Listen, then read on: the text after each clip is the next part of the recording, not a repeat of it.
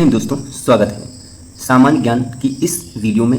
आज हम सभी डिस्कस करेंगे सामान्य ज्ञान के 50 क्वेश्चंस, जो आप इस पूरे सेशन को बहुत ध्यान से और लास्ट तक जरूर देखिएगा। ये सेशन ऐसा है कि इसमें से क्वेश्चंस हैं जो यूपी ट्रिपल हो, चाहे पेट हो, चाहे यूपी पुलिस हो, चाहे एसएससी हो, चाहे आर्मी हो, इन परीक्षाओं में अक्सर एक नया क्वेश्चन आपको मिलता ही रहता है। तो चलिए स्टार्ट करते हैं। पहला क्वेश्चन आपका कहता है कि निम्नलिखित अभिलेखों में किस लेख में अशोक का नाम उल्लिखित है। तो आपका राइट आंसर है ऑप्शन डी, मस्की का लघु शिलालेख। Option D is the right answer. सबसे पहले अशोक के अभिलेखों को किसने पढ़ा था? तो 1837 ईस्वी में एक अंग्रेजी लेखकार थे जेम्स प्रिंसेप ने पढ़ा था। अगला प्रश्न आपका है जवावित का संबंध किससे है? जवावित का संबंध किससे था? तो आपका राइट आंसर होगा ऑप्शन ए, राज कानून से।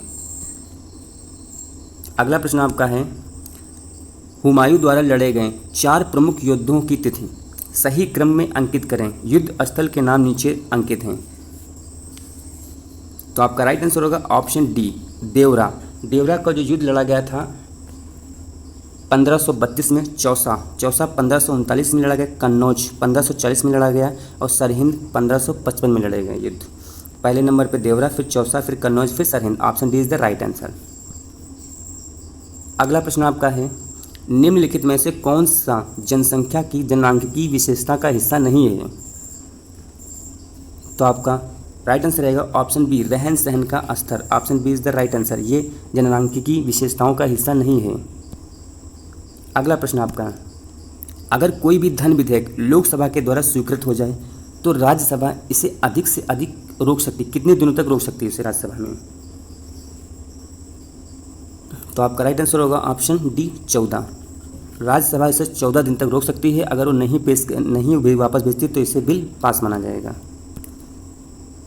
अगला प्रश्न आपका है भारत में प्रथम रेलवे लाइन किस ब्रिटिश गवर्नर के समय बिछाई गई थी? तो आपका राइट आंसर होगा ऑप्शन ए, लॉर्ड डलहौजी। कब बिछाई गई थी? 1853 में। और ये कहाँ से कहाँ तक चली थी? मुंबई से थाने तक चली थी। अगला प्रश्न आपका है निम्नलिखित में से किसने बड़ी बुद्धिमानी के साथ अलीपुर षड्यंत्र मामले में अरविंद घोष का बचाव किया? तो आपका राइट आंसर है option D, Chittaranjan Das. Option A is the right answer, Chittaranjan Das ने। अगला प्रश्न आपका है कैबिनेट मिशन के भारत आगमन के समय भारतीय राष्ट्रीय कांग्रेस का अध्यक्ष कौन था? कैबिनेट मिशन के भारत के आगमन के समय भारतीय राष्ट्रीय कांग्रेस का अध्यक्ष ऑप्शन सी, मौलाना अबुल कलाम आजाद था। तो option C is the right answer. अगला प्रश्न आपका कहता है भारतीय संविधान में संशोधन के लिए विधेयक लाया जा सकता है। तो भारतीय संविधान संशोधन के लिए ऑप्शन सी क्या कहता है? ये लोकसभा या राज्यसभा दोनों में किसी में भी लाया जा सकता है। 368 भारतीय संविधान संशोधन अनुच्छेद है। अगला प्रश्न आपका है भारत का क्षेत्रफल संसार से 2.4% है, परंतु इसकी जो जनसंख्या है वो संपूर्ण मानव जाति से 17.5% जनसंख्या है। Option B is the right answer. अगला प्रश्न आपका कहता है कौन सी महत्वपूर्ण घटना जलियांवाला बाग नरसंहार के तुरंत पूर्व घटी थी? तो आपका राइट आंसर होगा ऑप्शन बी, रोलेट एक्ट का बनना। जलियांवाला बाग की घटना घटी थी 13 अप्रैल 1919 को हुई थी। अगला प्रश्न आपका है तिब्बत में मानसरोवर झील के पास नदी का स्रोत है, वो हैं। तो तिब्बत के मानसरोवर झील के पास जिसका स्रोत है ब्रह्मपुत्र का भी है, सिंधु का भी है, सतलज का, यानी उपरोक्त सभी, यानी D option is the right answer. अगला प्रश्न है भारतीय संविधान के निम्नलिखित अनुच्छेदों में कौन सा अनुच्छेद राज्य की सरकारों को ग्राम पंचायत को संगठित करने का निर्देश देता है? तो आपका राइट आंसर होगा ऑप्शन बी, अनुच्छेद 40।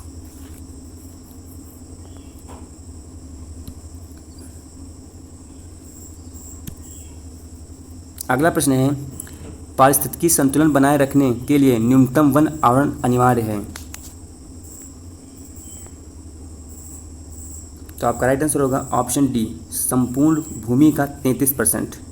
Option D is the right answer. अगला प्रश्न आपका है सीपीयू का पूरा फॉर्म यानी कंप्यूटर भाषा में है। तो आपका राइट आंसर होगा option B, central processing unit. Option B is the right answer. अगला प्रश्न आपका है, आपका क्वेश्चन है पुरानी और नष्ट प्राय लाल रक्त कणिकाएं कहाँ नष्ट हो जाती हैं। तो आपका राइट आंसर होगा ऑप्शन ए, प्लीहा।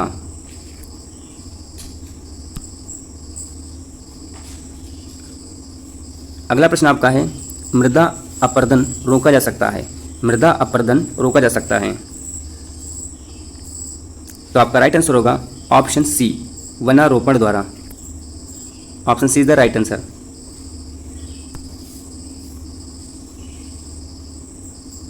अगला प्रश्न आपका है, न्यायिक पुनरावलोकन का अर्थ यह है कि उच्चतम न्यायालय।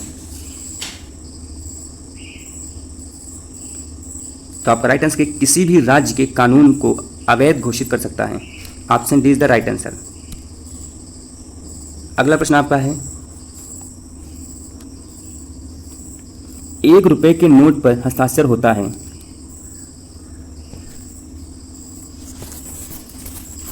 तो आपका राइट आंसर होगा ऑप्शन ए, वित्त मंत्रालय के सचिव। Option A is the right answer. अगला प्रश्न है 21, निम्न में से परजीवी पौधों की पहचान करें। परजीवी पौधे की पहचान। तो ऑप्शन बी, अमरबेल। अगला प्रश्न आपका है, मनुष्य के शरीर में पैरों की हड्डी।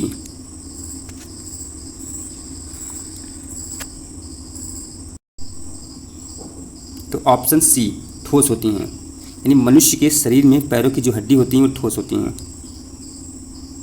अगला प्रश्न आपका है, पौधे में कौन से भाग में हल्दी प्राप्त होती है।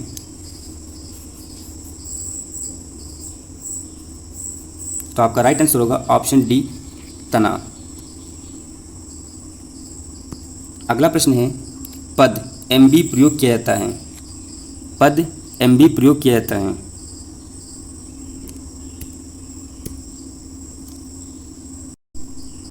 तो ये कंप्यूटर की भाषा है। तो ऑप्शन बी को बोलते हैं मेगाबाइट्स के लिए। Option B is the right answer. अगला प्रश्न आपका कहता है, एम्फीबिया बताता है। तो आपका राइट आंसर होगा ऑप्शन डी, जल एवं स्थल दोनों पर ही रह सकने वाले पशुओं को, इसको बोलते हैं एम्फीबिया। अगला प्रश्न आपका कहता है, निम्नलिखित में से किस विटामिन में कोबाल्ट होता है।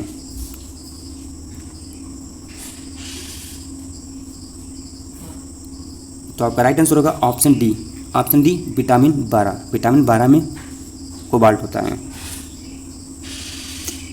अगला प्रश्न कहता है, गन्ने में लाल सड़न रोग कारण है। गन्ने का जो लाल रोग सड़न कारण होता है वो किस कारण होता है।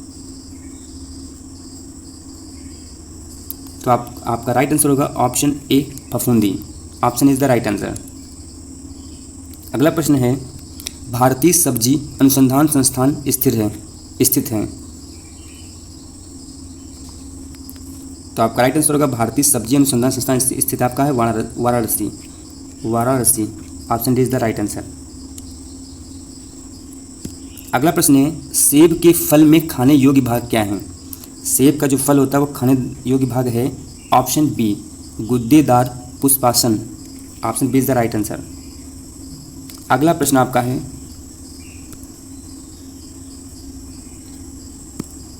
निम्नलिखित में से ऊर्जा का कौन सा स्रोत व्यावसायिक स्रोत नहीं है। तो आपका राइट आंसर होगा ऑप्शन डी, बायोगैस। अगला प्रश्न आपका है, हरित गृह प्रभाव का अर्थ है।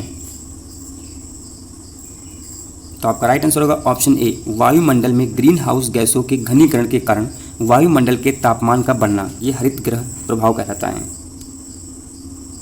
अगला प्रश्न है, भारतीय वन्य जीव संस्थान स्थित है। भारतीय वन्य जीव संस्थान स्थित है Dehradun. Option C is the right answer. अगला प्रश्न है, भारत के अधिकांश वन्य जीव संरक्षित क्षेत्र घिरे हुए हैं। आपका राइट आंसर होगा ऑप्शन डी, पर्वतों और पहाड़ियों से घिरे हुए हैं। अगला प्रश्न है, जिस प्रश्न का उत्तर पता उसे कमेंट जरूर कीजिएगा। मदिरा के अतिशय सेवन से कौन सा रोग होता है? मदिरा का जब हम अधिक सेवन करते हैं तो कौन सा रोग होता है? तो आपका राइट आंसर होगा यकृत का शोषण रोग। Option D is the right answer. अगला प्रश्न आपका है, कार्बन डेटिंग निम्न की आयु निर्धारण हेतु प्रयुक्त होता है। तो आपका राइट आंसर होगा ऑप्शन ए, जीवाश्म। अगला प्रश्न आपका है, उत्तर प्रदेश का सबसे बड़ा वन्य जीव विहार कौन सा है? उत्तर प्रदेश का सबसे बड़ा वन्य जीव विहार हस्तिनापुर है। ये हस्तिनापुर जो है मेरठ, मुरादाबाद, मुजफ्फरनगर, गाजियाबाद में अवस्थित है। इसकी स्थापना 1986 में हुई थी। इसका जो क्षेत्रफल है वो 2073 वर्ग किमी क्षेत्रफल में फैला हुआ है।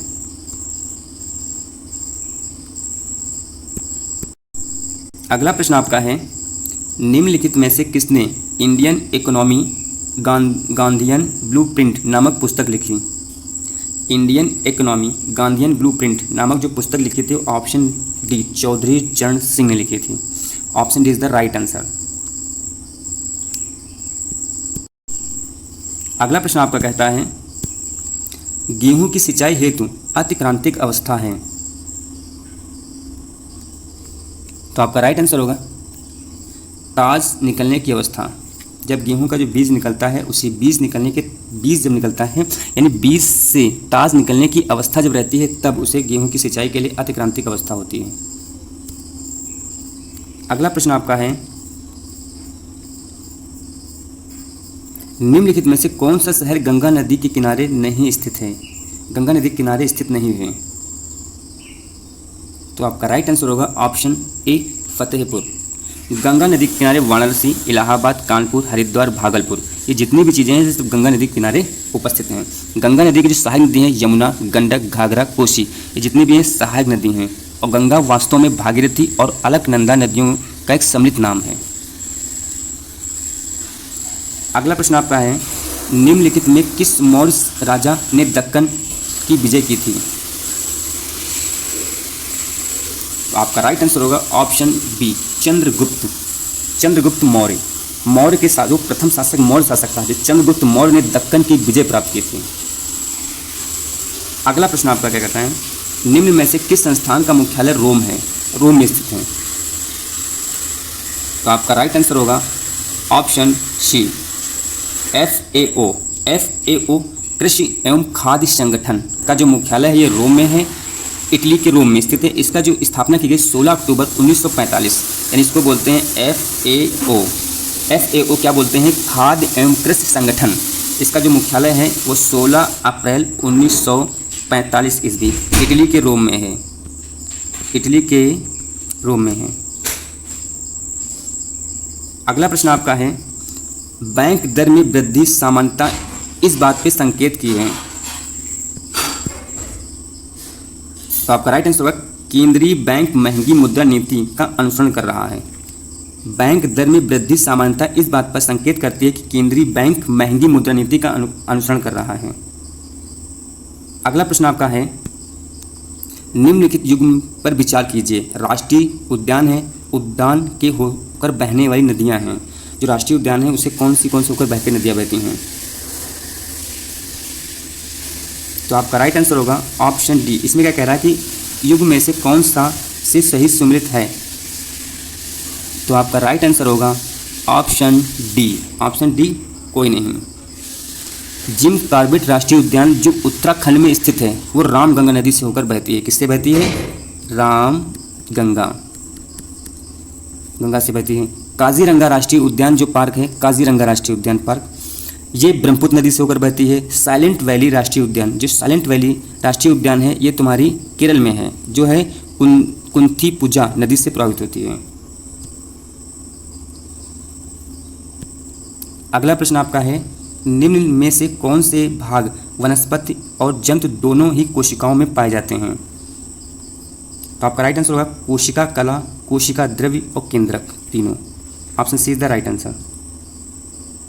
अगला प्रश्न आपका है, वह कौन सा यौगिक है जो सफ़ेद ठोस और जो वायु से जल वाष्प को अवशोषित करता है?